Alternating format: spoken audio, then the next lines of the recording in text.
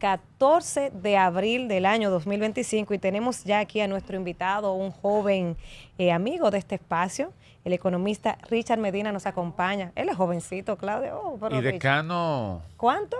Un muchachito. Bienvenido, Richard. Gracias por acompañarnos. Hola, muy buenos días. Para mí es un placer estar con ustedes. Me siento como en mi casa, en este espacio. Y un saludo a todos los que nos escuchan a través de las distintas plataformas. Decano de Economía de INTEC. De INTEC. No, sí. Director de la carrera. Director de la carrera. Una estrella, un joven brillante con quien se puede hablar muchos temas de economía. Y Richard, vamos a empezar a hablar del tema de los aranceles, que aunque está en hold, está en pausa unos días, pero esto representa o va a representar un impacto para la economía dominicana. Me gustaría que tú, de manera llana, sencilla, para que la gente pueda entender cómo nos podemos ver afectados, por ejemplo, con el tema de los smartphones, que la gente compra que vienen de allá. ¿Cómo nos impactará este tema de los aranceles? Bueno, hay varios efectos. Primero, se puso en pausa los aranceles diferenciados, es decir, países que tenían más de 10% de arancel, eso se puso en pausa. Pero el resto de los países tenemos 10%. O sea que no estamos en pausa. No estamos en pausa. Está en pausa los aranceles de Vietnam, de Taiwán, de Corea del Sur. Entonces, en ese escenario, hay varias cosas que pueden pasar en República Dominicana. Primero, los aranceles a productos dominicanos implican, como a cualquier otro producto del mundo, en Estados Unidos, que es el mayor mercado, implican que las personas en Estados Unidos van a demandar menos bienes porque está más caro. Tú pones un impuesto y el precio sube. Entonces nosotros tendríamos ahí menos demanda por nuestras exportaciones si se mantienen los aranceles por un tiempo. Segundo, los aranceles generan aumento de precio. Aumento de precio en economía se llama inflación. Entonces cuando el Banco Central Americano, que se llama Reserva Federal, ve que hay inflación por encima de la que ellos desean, lo que hace es que mantienen las tasas de interés más altas durante más tiempo. Y eso repercute en países como nosotros, que estamos en la periferia de Estados Unidos, porque el Banco Central nuestro, como los bancos centrales de otros países de la región, va a mantener las tasas de interés altas durante más tiempo. Entonces ya ustedes saben que si hay tasas de interés altas, hay menos préstamos, menos dinamismo económico, la economía crece menos y se generan menos empleos. Y yo creo que viene un punto adicional, que es ese que tú planteas, y es que si los aranceles con China, que ya están en 130, 140%, se aplican a una serie de bienes que consumen los americanos y que nosotros también consumimos, muchas cosas que compramos por courier, son en China y se venden vía Estados Unidos, pues entonces todo eso sube de precio. Entonces nosotros estaríamos enfrentando precios más altos de muchos bienes que consumimos nosotros y que se hacen en China o que se hacen con insumos chinos que deben llegar a Estados Unidos. La gente anda asustada con Shein y Temu. Salvo que esas empresas logren mandar directamente a República Dominicana o vía un país tercero que no sea Estados Unidos, pues subirá de precio. Porque esa mercancía al entrar a Estados Unidos debe pagar aranceles, debe pagar impuestos. John. Nilda. Sí, Nilda. La dama. Sí, gracias, John. Bienvenido. Cuando surgió el tema de los aranceles, tuvimos la participación también de un economista. Yo recuerdo que en ese momento yo le preguntaba si eso no podía ser una ventaja para nosotros, porque éramos el país con menos aranceles. Entonces, a lo mejor los inversionistas iban a querer tomarnos a nosotros, ¿verdad? Como país para poder hacer aquí sus inversiones. Él en ese momento no presentó ese panorama tan esperanzador. Pero yo sí quisiera que tú nos dieras luz, ya que se ha sentado más la información. ¿Es así? ¿La República Dominicana pudiera salir beneficiado por ser los que tienen un 10% versus los otros países, Unión Europea, Japón y demás? Mira, yo creo que no. Sucede lo siguiente. En un primer momento, Donald Trump anuncia 10% para todo el mundo, excepto para la Unión Europea, que le puso un 20%, Vietnam, que le puso un 46%, Corea, Japón, ¿cierto? Y esos países del sudeste asiático, con los que Estados Unidos tiene un déficit comercial. Déficit comercial es que Estados Unidos le compra a ellos mucho más de lo que les vende. Entonces, en ese escenario, si se mantuviesen el tiempo esos aranceles, 2 o 3 años, pues es probable que empresas europeas, empresas americanas o canadienses que estén instaladas allá produciendo, pues se muevan a otros países con tasa de arancel cero o más baja. O más bajita. Ahora bien, Donald Trump pausó por 90 días, esos aranceles más altos y nos dejó a todo el mundo, excepto a China, con 10%. Con el 10. ahí sí quiero hacer la salvedad de que los únicos países que no tienen 10 son México y Canadá, que tienen 0. Entonces, en ese escenario, si se mantiene este 10% durante varios años, lo más probable es que si salen empresas de esos países del sudeste de Asia, pues probablemente se vayan a México. Porque México, además de que está más cerca de Estados Unidos, hace frontera terrestre, tiene capacidad industrial ya instalada, pues tendría 0 de aranceles. Ahora bien, en el caso de China, si se mantiene esta guerra comercial, hay empresas que van a comenzar a salir en los próximos 6 meses de allá. Y yo diría que de mantenerse el 10% para todos los países, el principal destino de esas empresas sería la India, Vietnam, Corea, México, y algo nos puede llegar a nosotros en Centroamérica y República Dominicana. Para que nos llegue algo debemos estar conscientes que tenemos que ofrecer una mano de obra productiva, es decir, con cierto nivel de formación que es lo que ellos requieren, y tratar de buscar o de atraer aquella inversión que actualmente está en China y que podría moverse de mantenerse la guerra comercial, es decir, los aranceles altos, hacia estos países, más que nada en producción de ropa, que China le vende a Estados Unidos alrededor de 80 mil millones de dólares al año. Entonces, esa fábrica de ropa, nosotros tenemos experiencia con la zona franca, sí podemos atraerla. Igual puede hacerlo Centroamérica, igual lo va a hacer México, igual lo va a hacer Perú. Entonces, nosotros tenemos que tratar de ser lo más competitivo posible ahí. Exacto. Gracias. Maestro, ¿hasta qué punto puede Estados Unidos mantener esta guerra de aranceles, la bolsa de valores, pérdida extraordinaria a nivel mundial? ¿Por qué tiempo podrá mantener Estados Unidos estos aranceles provocando pérdida a nivel global en la economía mundial? Bueno, es difícil saberlo, es muy difícil saberlo. Yo creo que hay que diferenciar lo que es el tratamiento de Estados Unidos con todo el mundo, excepto China, y el tratamiento de Estados Unidos con China. Con nosotros, con los países de América Central, el resto de América Latina, Asia, Europa, es más que nada ir a negociar con Estados Unidos, sea lo que sea que ellos quieran. No sé lo que quieran en el caso, por ejemplo, de República Dominicana. El gobierno yo creo que tiene que hacer esa tarea e ir. Ahora, en el caso de China, ya es algo más de competencia a nivel tecnológico y más que nada de preeminencia como la potencia económica e industrial del mundo. Entonces ahí yo creo que la guerra no va a ser fácil. Recordemos que Donald Trump en 2017 le puso aranceles a productos chinos, los chinos les replicaron. Y eso se quedó así, con los chinos realmente teniendo aranceles en promedio 20% y Estados Unidos en promedio 18%. O sea que los chinos tenían aranceles más altos que los americanos. O sea, los productos americanos cuando entraban a China pagaban aranceles más altos que los productos chinos cuando entraban a Estados Unidos. Y luego, bueno, ya en estos días, a partir de abril, comenzó a escalar la situación y están en 130, 140% de aranceles para todos los productos, o sea, no hay exenciones, salvo las que anunció Trump en estos días. Entonces yo creo que qué va a pasar es difícil saberlo, pero yo sí creo que va a seguir estas tensiones comerciales con China, porque Estados Unidos lo que quiere es evitar que siga China despegando y pueda convertirse en una potencia que le quite la preeminencia a nivel mundial. ¿Y quién ganará la guerra de aranceles al final, según su supervisión? Eso hay dos cosas. Primero, China tiene la producción de la mayoría de los minerales de tierras raras del mundo.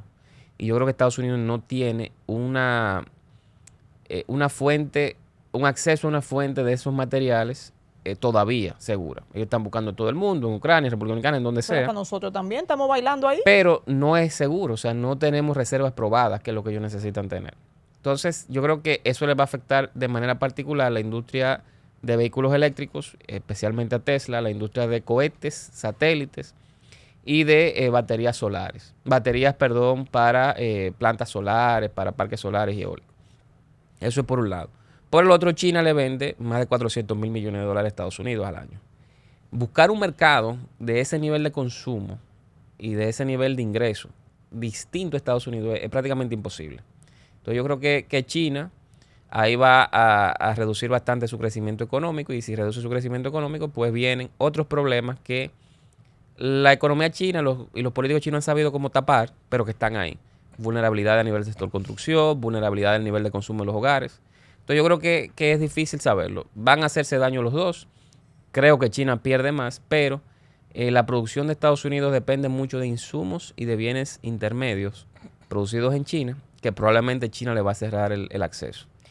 Richard, tú que eres economista, te mueves en ese mundo, yo desde fuera como periodista quizás no lo percibo, pero me gustaría preguntarte si tú tienes conocimiento de que en el gobierno hay una comisión analizando este tema, preparando una respuesta, preparando al país para lo que viene, para que el impacto quizás no sea tan fuerte. ¿Se está trabajando en el país para enfrentar este tema de los aranceles? La última información que tengo es que sí, que se están haciendo una mesa de trabajo. Pienso que el gobierno lo que tiene que ir es a negociar.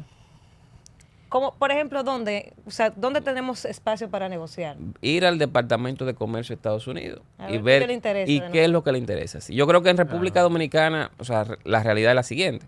Nosotros tenemos un déficit comercial con Estados Unidos. O sea, que Estados Unidos tiene un superávit. Estados Unidos nos vende a nosotros mucho más de lo que nosotros le vendemos a ellos. Entonces, ahí lo que deberían darnos es un subsidio a la exportación, no un arancel. Pero hay que ver, recientemente cosas menores salieron en el reporte 2024 del Departamento de Comercio de que había un tratamiento diferenciado en el INTEBIS local de los quesos, que los productores dominicanos no pagan INTEBIS al queso y los americanos sí. Al etanol versus Brasil, que paga un poco más de aranceles. Y también se habla del decreto 693-24 que le puso aranceles al arroz que viene de Estados Unidos. Pero son temas más o menos sencillos. No sé qué pueda querer el gobierno americano. Hay que ir a preguntar más que nada. Porque si nosotros nos quedamos con el 10% de aranceles y Centroamérica se queda con menos de 10 o logra un 0% negociando, pues nosotros estamos en desventaja. Richard, Y ya tenemos que México tiene 0, o sea que también estamos de ventaja contra tú México. sabes que a raíz de este tema, la semana pasada, la empresaria Ligia Bonetti escribió un artículo muy interesante. Y ella decía en ese artículo, básicamente, que Donald Trump con esta medida está protegiendo su industria. Y ella decía que eso está bien, o sea, está protegiendo la industria, queriendo como decir que desde el Estado Dominicano no se está protegiendo la industria. ¿Qué opinión te merece ese artículo? Y si tú crees que es así, que la industria dominicana no está protegida por el Estado Dominicano. Bueno, yo creo que hay varias cosas ahí. No sé específicamente a qué se refería la señora Bonetti. Sí, ella decía como que esos aranceles que Trump estaba imponiendo era para proteger la industria de Estados Unidos. No, lo sé, pero no sé qué podría hacer el gobierno dominicano desde ese punto de vista. Yo sí creo que hay lo que se llama política industrial. Política industrial es que el gobierno, desde el punto de vista político, elige qué tipo de sectores quiere promover para exportación. Eso lo hicieron los países del sudeste asiático y se desarrollaron en 30, 40 años. Y me refiero ahí a Taiwán, a Japón, a Corea, ahora a Vietnam, a Singapur. Nosotros podemos hacer eso sin usar los aranceles. Yo creo que ya los aranceles es una figura que se ha probado que en países pequeños, economías pequeñas como la dominicana, una economía pequeña es aquella que no afecta a los precios internacionales de los bienes, por más que compre o venda. En una economía pequeña los aranceles no funcionan, porque quien paga el costo son los consumidores pagando precios más altos. Y en el caso de nosotros, yo creo que se puede hacer política industrial, se debería estar haciendo para promover exportaciones. Eso es lo que ella se refiere. Se puede, sí, claro, se puede hacer. Ahora, yo creo que es más que proteja, que incentive y que promueva las exportaciones. O sea, suena igual, pero no es igual. Y ahí la principal reforma que hay que hacer para atraer inversiones industriales de fuera es más que nada una reforma educativa profunda. O sea, nosotros tenemos de los peores indicadores de la prueba PISA, estamos nosotros. Y para simplemente muestre un botón. El 20% de los estudiantes de élite de República Dominicana, o sea, lo que mejor le fue en la prueba de matemática de PISA 2022, equivalen o sacaron una nota igual al promedio de los países del mundo. O sea, que nosotros estamos muy mal. Y yo creo que por ahí es que debemos ir atacando el desarrollo industrial, amén de que se puedan hacer otras o implementar otras medidas de política industrial. John. Bueno, vimos que salió una noticia en el periódico de que el déficit comercial con los Estados Unidos y China podría ahondar más el crecimiento de la economía, o sea, podría frenarlo mucho más. ¿Qué política podemos desarrollar para evitar eso? ¿En República Dominicana? En República Dominicana. Mira, excelente pregunta. ¿Qué pasa? La economía dominicana está cayendo, está creciendo cada vez menos. Y eso pasó antes de los aranceles. Entonces yo creo que el gobierno en un momento va a comenzar a decir que eso se debe a los aranceles. No se debe a los aranceles. Estamos creciendo muy poco desde hace 5 meses. ¿Qué sucede? ¿O qué ha pasado? El Banco Central, debido a la situación que ha habido con que las tasas de interés siguen altas en Estados Unidos, probablemente van a seguir altas por más tiempo en Estados Unidos, ha mantenido tasas de interés elevadas en República Dominicana. Si hay tasas de interés elevadas, hay menos gente cogiendo préstamos, la economía se vuelve más lenta. Ahora bien, en ese escenario, lo que manda el libro es que si el Banco Central con la política monetaria no puede incentivar el crecimiento económico, quien debe hacerlo es el gobierno con la política fiscal.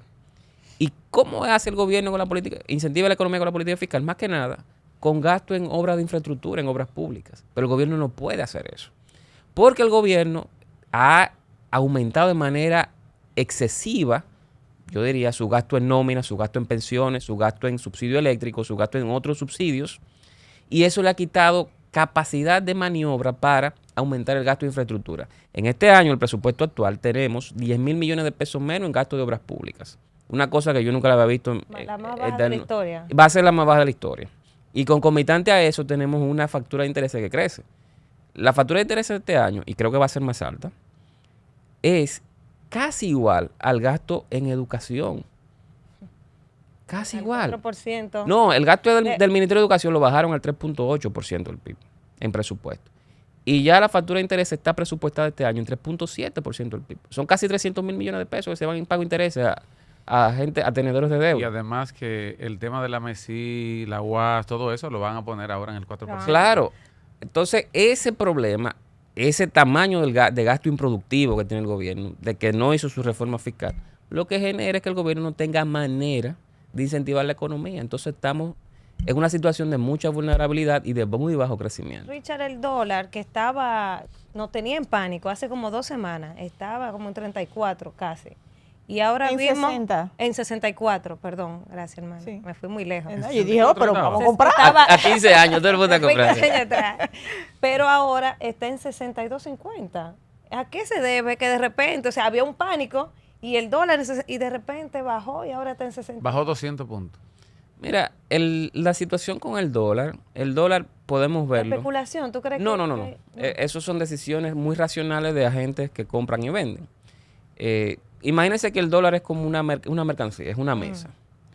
Si hay mucha demanda de dólares, pues el dólar sube de precio, igual que sube cualquier mercancía. Si hay poca demanda, baja de precio. Entonces el Banco Central, que yo creo que es el único punto luminoso en materia económica que hay ahora mismo, lo que hace es que reduce la cantidad de pesos que hay en la economía. Es como prende un aspirador y saca pesos para limitar o reducir la demanda de dólares que hay. Si hay muchos pesos, esos pesos le caen atrás a los dólares y hace que sube el precio del dólar. Pero el Banco Central ha estado recogiendo pesos con el objetivo de que haya menos disponibilidad de dinero en la calle comprando dólares. Y eso es lo que ha permitido la reducción del precio del dólar. Pero no es algo es un tema de trascendental. oferta y demanda. Sí, es un tema de oferta y demanda. Yo, como siempre digo, confío mucho en el criterio de Héctor Valdés Albizu. Valdés Albizu básicamente pasó varias crisis. Claro. Esta es una situación muy compleja que él tiene en las manos. Y más que nada porque el gobierno no puede hacer nada desde el punto de vista de la política fiscal. Todo es la parte del Banco Central. O sea, el Banco Central está haciendo lo de él y lo que le correspondería al gobierno, para ponerlo más claro.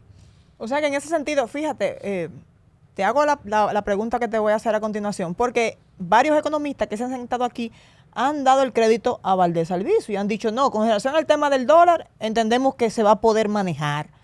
¿Ese también es tu criterio según lo que...? Sí, no, yo de hecho... O sea, que podemos por ahí estar tranquilos por lo menos con el dólar. Sí, yo dije hace quizás un mes, en varios espacios, no sé si vine aquí y lo dije, que el dólar iba a comenzar a estabilizarse. Okay. Y no tenía duda de eso. O sea, es como digo, un tema de manejar oferta y demanda. Si había mucho dinero en pesos en la calle, estaba subiendo el dólar, estaba presionando al alza el precio del dólar. El Banco Central prende el aspirador y retira esos pesos con unos instrumentos que se llaman nota de renta fija. O sea, que ahí logró su cometido. Eso tiene una consecuencia, es que vamos a tener tasas de interés más altas para nuevos préstamos, para cuentas de ahorro, etcétera. Y el Derek Kafta no debió proteger a la economía dominicana, a las importaciones de los aranceles de Donald Trump. ¿Se rompió, existe o se mantiene? ¿En qué medida? Mira, hay yo no soy un experto en temas de legislación de comercio internacional, te voy a decir lo que yo he podido leer y he escuchado personas de aquí, expertos de aquí y del extranjero. Ciertamente el DERECAFTA, tú no podías hacer eso que hiciste. Ahora bien, o sea, desde el punto de Estados Unidos, poner los aranceles a todos los países miembros del DERECAFTA. Ahora, ¿qué sucede? Que Trump, cuando firma su orden ejecutiva, que es como un decreto para nosotros, lo hace basado en la ley de emergencia económica que le da poderes especiales a él. Entonces, a mí me da la impresión que si es una situación que afecta la seguridad económica o la seguridad nacional de un país, hay una cláusula que lo permite. No estoy seguro. Nosotros invocamos eso con los aranceles que le pusimos al arroz que viene de Estados Unidos. Y yo creo que fue una salida correcta. Me parece que no es sostenible en el tiempo, pero es correcta. En el sentido de que el arroz es el principal cereal de consumo de los hogares dominicanos, es un tema de seguridad nacional. El hecho de que venga arroz importado de Estados Unidos más barato puede acabar con la producción local y eso nos deja a nosotros en una situación de vulnerabilidad a nivel de seguridad alimentaria. Y ahí vino el decreto 693-24. Está justificado. Le pusieron, creo que fue 99% de aranceles. Ahora, ¿tendrá Estados Unidos algo equivalente allá con la ley de poderes especiales del presidente para emergencia económica nacional? Esa es la parte que a mí no me queda claro. No te puedo decir si sí o si no, pero creo que por ahí está el detalle, ese claroscuro entre si se puede o no se puede. Pudiese ser. Bueno, pues vamos a agradecer al economista Richard Medina, quien nos ha arrojado un poco de luz. Impresionante. Y, claro, sí, un joven brillante, joven, Claudia, sí, él es joven, muy joven y muy brillante. Aunque gracias. tenga todos esos lauros académicos, ¿verdad? Es un joven. Sí, eso no, una cosa no tiene que ver con la otra. La juventud se prepara. Hace tiempo que venimos preparándola. Así que gracias, Richard Medina, por esta cátedra de economía. Vamos a un contacto cuando regresemos más comentarios en este Panorama de la Mañana. Panorama FM 96.9